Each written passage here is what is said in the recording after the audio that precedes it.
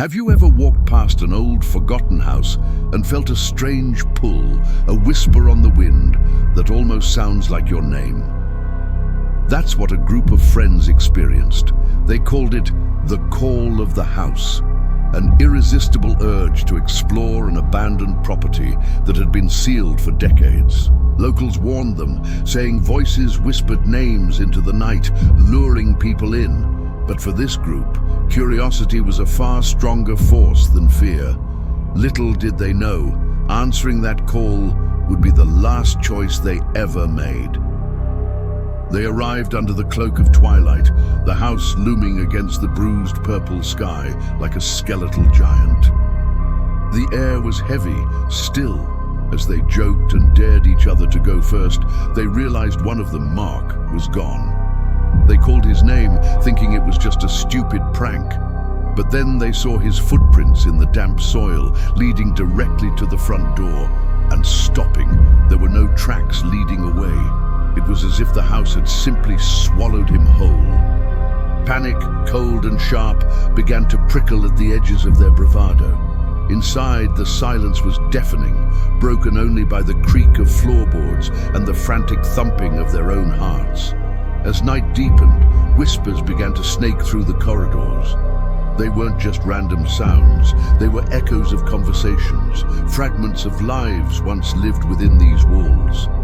Drawn to a dusty gallery, they found a collection of portraits. The painted faces stared back with an unnerving familiarity. With a growing sense of dread, they realized the people in the paintings looked exactly like them, down to the clothes they were wearing that very night. It was as if their arrival had been predicted, or worse, predetermined. A loud bang echoed from downstairs. A door, previously locked and bolted, had swung wide open on its own. It led to a basement. As they descended the rickety steps, a wave of heat washed over them, thick and organic. The stone walls seemed to be pulsating, a slow, rhythmic movement like a slumbering beast. The floor was warm to the touch, and a low, steady thumping sound vibrated through their feet. Thump, thump, thump, thump. It wasn't a machine, it was a heartbeat. The house was alive. Fleeing the breathing basement, they stumbled into what must have been the master bedroom. There, on a decaying nightstand, lay a leather-bound diary. The spidery script belonged to the original owner, a woman named Elara. Her entries grew more and more unhinged. She wrote that the house was built over an unconsecrated slave cemetery, and she believed she could harness the spiritual energy of the tormented souls buried beneath. She performed dark rituals, ceremonies she called the Eternal Union, trying to fuse the spirits of the dead into the very foundation of the house, its wood, its stone, its soul. Just as they finished reading the last chilling entry, the whispers changed. They were no longer faint echoes, they were desperate pleas. "Don't let her see you," a child's voice cried from the shadows. "She's always watching," another hissed. As one of the friends, Sarah, made a break for the front door, a figure materialized in the hallway. It was a woman in a tattered black dress, her face a featureless void of shadow. She was Elara.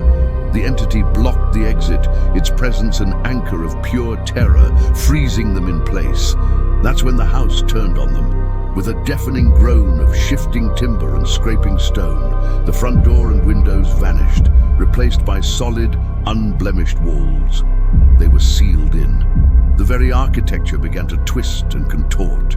Hallways stretched into impossible lengths, stairs led back to where they started, and rooms reconfigured themselves into a maddening, inescapable labyrinth.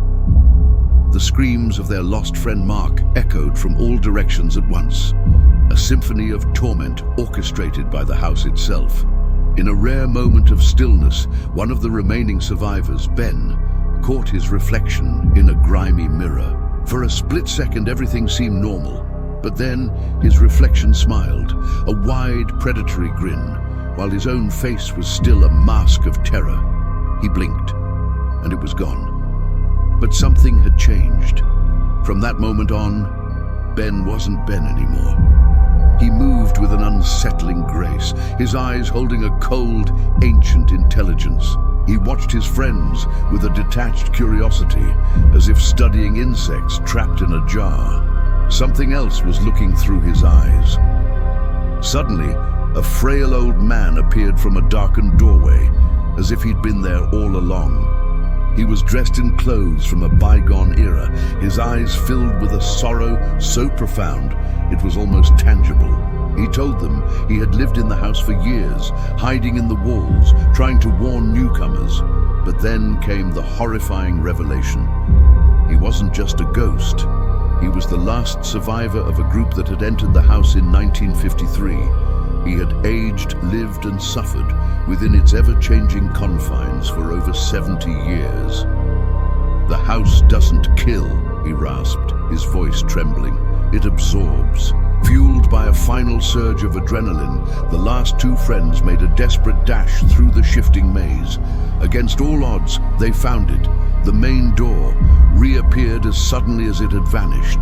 They burst through it, expecting to feel the cold night air, to see the moon.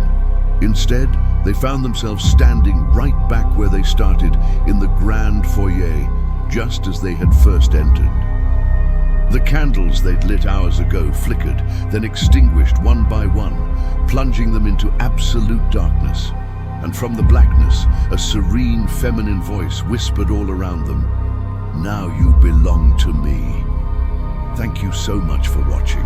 If you enjoyed this story, don't forget to hit that like button, subscribe to the channel, and ring the notification bell so you never miss another descent into darkness. Stay safe out there.